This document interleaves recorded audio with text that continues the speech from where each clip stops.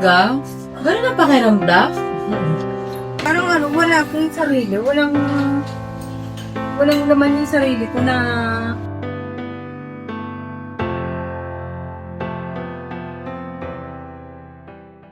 Hello po mga kabisnes, mga Mars. Good afternoon po sa ating lahat. Welcome to Mrs. KB Official. Siyempre kasama natin si Papa Dins. Po. Andito siyempre si Ate Kayla. maganda tanghali. Ang ganda niya po, di ba po mga Mars? Kain po tayo. Tanghalian po. Kain na po. Yes. Kanina po, balak po sana ng kami dalawa magluluto.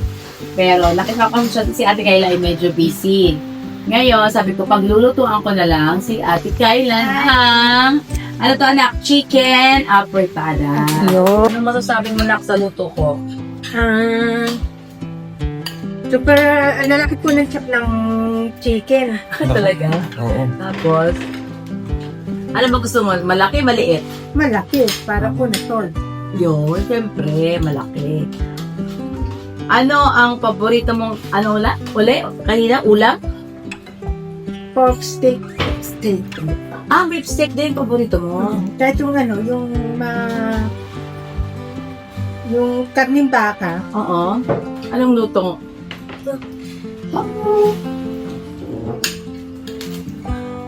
Buladong. Ayun, bulalo. Kamusta ka naman, Kayla, dito sa, Ay, ang saya-saya po. Okay na okay po. Kasi busog po lagi yung oras ko eh. talaga? Very good. Naging blooming ka, Kay. Ganun po ba? Tapos yung face mo, hindi na siya yung haggard na dati, no? Gusto mo ba dito sa ka-business house? Gusto ko eh. Talaga? Papayag kaya si mama mo pag dito ka? Ay, hindi ko lang po alam. Ako. Pagka napunta na lang ulit po kayo. Paalam ko tayo. Yan. Pero gusto mo dito magbakasyon? Oo, gusto. Talaga? Oo. Pero mamaya po siguro, uwi po muna ako mamaya. Tapos, Siguro nung ako mapupunta po doon sa iba pang pagkakataon. sige. Ay ko lang na. Ito Marami na po. Yan. Alam niyo po mga Marcy, Kayla, siya, ang laki po ng kanyang improvement, ang laki ng kanyang pagbabago sa kanyang, yung mga gawi, tapos, nagkukusa siya, yung gusto niyang kumilos, katulad kaninang maga, sobrang, kami sa kanya, nagulat kami, ang aga niyang nagising, tapos wala siya kanina sa higaan niya.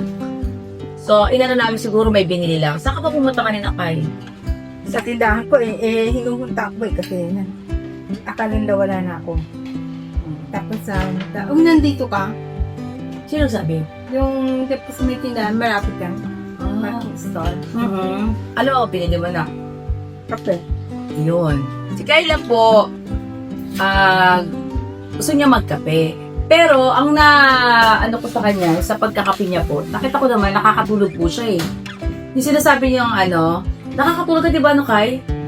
Mahimbing. Mas mahimbing pa yata ang tulog niya. Kasi nakita ko siya kagabi po, nagkape siya. Nakatulog din naman. Pero Kay, ang akin sa pagkakape mo, huwag sunod-sunod. Kasi bawal talaga sa iyo yun. Pinagbawal ni Doc Vincent ang pagkakape, no? Kailangan, limitahan mo lang din ng pagkape. Okay na? O kaya, magkape ka sa umaga, tapos sa gabi, gatas na lang. No? Okay? Okay, te. Tapos, kamusta naman ngayon ang pakiramdam mo na? Bumabalik pa rin uli yung una eh. Pero at least, na inuman ko na ng gamot, saka natapos na yung days niya na 1 month na tinuro. Oo. Anong pakiramdam mo pala, Kayla, nung tinurukan ka?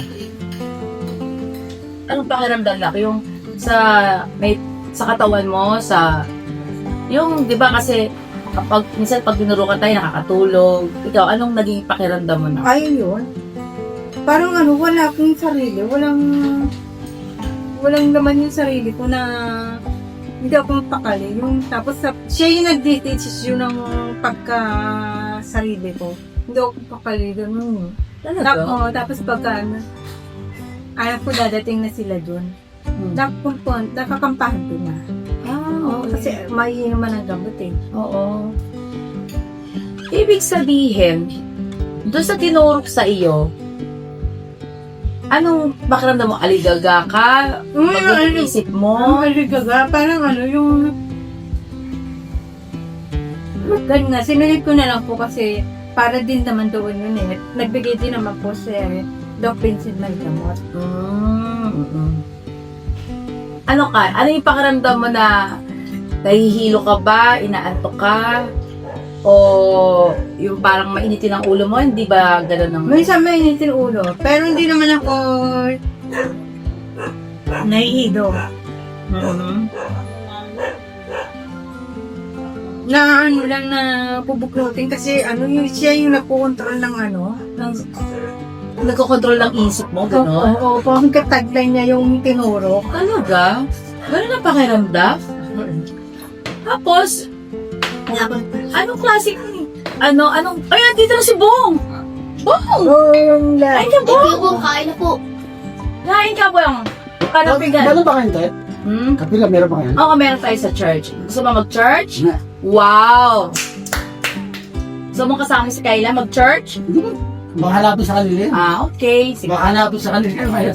Sabagay, papahalan na natin si Skyla. Kasi pupunta kami sa kanila ngayon. Mga ilang araw. Oo. Bali, masaya daw siya dito sa business house. At saka laki ng improvement niya, di ba, Bong? May help na sila. May help na. Oo. Okay lang. May natulog yung... tapos ako lang. Kain ka na mo. Huwag ka ng pigyan mo. Ganun, no? Aliligo ka? Para Oo. mawatwas yung baho ko. Oo, sige. Ngayon po dumating po mga kabisnes, mga Marcy, Kuya Bong. Maliligo daw po muna siya. Para mabuwas yung baho ko. Ayun, very good naman. Oh, yun. Ang ganda ng sulyap ni Carlo kay Bong. Kabo pa yan, Ted. Oo. Wala. Hindi lang automatic kahawan eh. Ano nga, sabi niya, sayang, hindi natin masahan Si si Bong. kakapa siya, nakalala ko kakapa na siya eh. Ah, Ay, debate ko yung oras na dumating dito. oo. Buti naman nandito ka. Ngayon. Ayun. O, sige Bong, maligo ka, tapos punta ka dito ha. Mama, magalit si ate tsaka si kuya. Magalit eh. O, si Kyla nakaligo na eh. Ayan, kaya tapos magbalik tayo dun sa tanong ko na, yung sinasabi mong nung naturukan ka, ay parang may kumukontrol sa isip mo. Tama ba? Anong Anong yung ano niya yung parang yung kumikirot ng ano na minsan hinang formula ko. ganun? Pero wala naman kaya lang siya yung mga may-ari ng sarili niya. Kasi ako Ayun po mga ka-business, hindi ko, mga Mars, hindi ko alam yung gano'n na. kalmata. Pero kapag kainom yung reseta ng apotidog, yun kumakalma. Okay. Tapos, ilang buwan, sabihin yung tinurok na yon, ilang linggo mo siya naramdaman na gano'n na kuno? Araw-araw. Ah, talaga? Naiibsan na kapag inuman, nakakatulog. Yung hindi ko na naaano, hindi ko na napapansin. Ah, ayun. So, kailangan pala kapag ikaw ay tinurukan, talagang yung gamot na yun naman yung nagpapakalma. Tama. Sabihin niya nung nagpapahinahon ng isip mo, tama? Tama. Ayun. Pero, halimbawa, katulad niyan, di ba, ang inom natin ng gamot is every gabi. Every gabi. Tapos, nung nandun ka sa bahay nyo, ano ang ginagawa mo naman doon kapag wala pa yung gamot na iniinom mo? Naglalakad na ka, nagpapasyal. Minsan natutunga ako ng ilaw. Ah, talaga? Ang gagawa sa ilaw. Naglalakad sa gilid. Tapos, Upo, tatambay dun sa sa kawayanan. Kasi wala namang kawayan doon na pinagtataga na. Hindi lang. anong ginagawa mo doon? Pag uulan na, ay uwi na ako. Wala nang inspirasyon dito. Inspirasyon? Bakit inspirasyon na? Ang tawag mo doon? Umuulan ako kasi. Makauwi na lang doon sa Ang tanong ko sa iyo na, buti kapag ka ikaw ay pumupunta sa ilog, nakakabalik ka din sa inyo, hindi ka naliligaw? Hindi. As in, kapag nakakabisado mo yung daan, dito sa amin, kasi nung isang araw po may vlog tayo doon, nagulat kami na wala siya eh. Nataranta kami paghanap. Pero nakabalik din po siya mga kabisnes. Natatandaan mo talaga yung mga daan? Ang galing ano? Mga kabisnes, yung sinasabi niya kanina na kinakalma daw yung kanyang, kumakalma lang siya kapag nakakainom ng gamot. Pero yung injection daw sa kanya, yun yung Tulad ngayon, Hmm. alam ko yung sarili ko. Kaya lang may nagdidesisyon na kumikirot sa utak. Ganun? Oo. Pero hindi naman po siya yung salo sa ano. Kaya lang, kapag kunyaring kontinento ng gamot, sanhilon. May tanong natin yan kay Doc Vincent, no? Pag nagpa-check up po tayo ulit. Maitanong natin, masabi mo na din kay Doc Vincent, mabanggit mo, at syempre, babanggitin din namin yung papatiis na ganun yung pakiramdam mo, yung sinasabi niyang may kumukontrol sa kanyang isip. Yun yung sa in-injection sa kanya. Tapos kumakalma lang siya kapag siya ay nakakainom na ng gamot. Yun. May tanong din ako sa iyo, Kyla. Siyempre, marami nagtatanong, bakit mo tinatanggal yung buhok mo dito? Bakit? Ganun. Anong naiisip mo dyan? alam ko naman. Kaya lang, pagka naisip ko, nakagawin ko na siguro yun. Wala akong magawa. Nahahawakan ko yung buhok ko. Tapos nauugot na ng kamay ko. Ganun na. Ang dami. Ano yung binibigla mong pagtanggal? O yung... Isa-isa. Pero bakit ang dami na... Siguro siya nanghiyasan ganun. Ang dami nang natanggal. Oh, hindi ka nasasaktan? Hindi. Nasasarpan pa nga ako kasi yun na lang yung gawaan ko eh. Ganon. Ibig sabihin, mas nakakalma ka kapag ka nagtatanggal ka ng... buhok? Pampatanggal libang. Pampalibang. Ayun mga ka-business, no? Tag dito, hindi ka ba na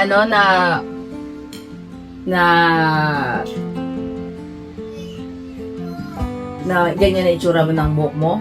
Nahiya ako. Nahiya ka? Oo. Sabi ka niya, gusto niya daw pitin niya yun eh. Gusto niya pa-haircut. Oo. Yung para pumanta. Gusto mo? Oo. Yung para siya, yung mga ka-business, Yung sa inyo po ba may style yung likod? wala. Straight lang po ng likod niya. Pero kung tutusin ko, hindi ka hugot ng buhok, bagay sa'yo yung ganyang buhok. Ano gusto mo? Ipapaayos natin yung buhok o pahabain muna natin? Pahabaan muna natin ng konti para madesisyon kung tama na Oo mo. Kasi kapag ka nasa camera naman mga kabisnes, hindi naman siya ganun kahalata na may maigsi dito. Pero talagang pagka halata. Pero kung tutusin, mas ayoko muna siyang pag ganon. Yung pagkupitan, patay sa ganyan. Mas okay muna sa akin, pahabain muna natin ng konti. Yung tumuko ka muna ng kaunti para kapag tinrim siya uli, ay yung hindi naman ganyan kaupod. Kasi masyadong upod po mga ka-business. Hindi, sa kanya, hindi, parang sa akin po hindi po babagay. Di ba Nakay? Yes po. Sige. Yan po mga ka-business, ganito na lang na. Pupunta tayo kay mama mo ngayon, ihatid ka namin. Kung gusto mong sumang ulit sa pabalik, or hindi, okay. Pero kailangan natin ipagpaalam si Ate Kyla sa kanyang nanay. Siyempre kasi, ang paalam lang po natin ay siya ay dadala lang ng birthday ni Papa at iuwi. Kahapon, hindi po kami nakauwi kasi galing kami ng Zambales. Pero ngayon, dadalhin po natin si Ate Kyla doon sa kanilang bahay. Ngayon po mga ka-business, yung kanyang pakiramdam, yun nga po, sino kung gustong mag-comment, comment po kung ano yung nararapat din natin gawin pang parang umigi pa ang kanyang pakiramdam, no, Kayla? Pero at least, mga ka-business, merong improvement sa kanya. Ayan, naging blooming siya. Pero ngayon po uli, babalik na rin siya doon dahil tapos na yung kanyang 1 month na medicine. Ipagpapaalam din natin na muli siyang i-check up after natin siya. Di ba meron tayong x-ray, no? Yeah. Yun, may follow-up check-up ulit kay Doc Vincent. Maraming salamat po, mga Mars, sa patuloy niyo pong pagsuporta kay Papa Deans TV. Maraming salamat po. Siyempre sa ating ka-business official. Yung po mga ka-business, tabayanan na lang po natin ang pag-vlog kay Ate Kayla doon po sa channel ng ating Papa Deans TV or sa ka-business official. Yung po, maraming salamat po. Mga ka-business, please like and share po sa Mrs. KB Official. Thank you so much. Never say goodbye. Tomorrow is another day. Tira! Banat! Sa Todo. Good. Thank you po, mga Mars!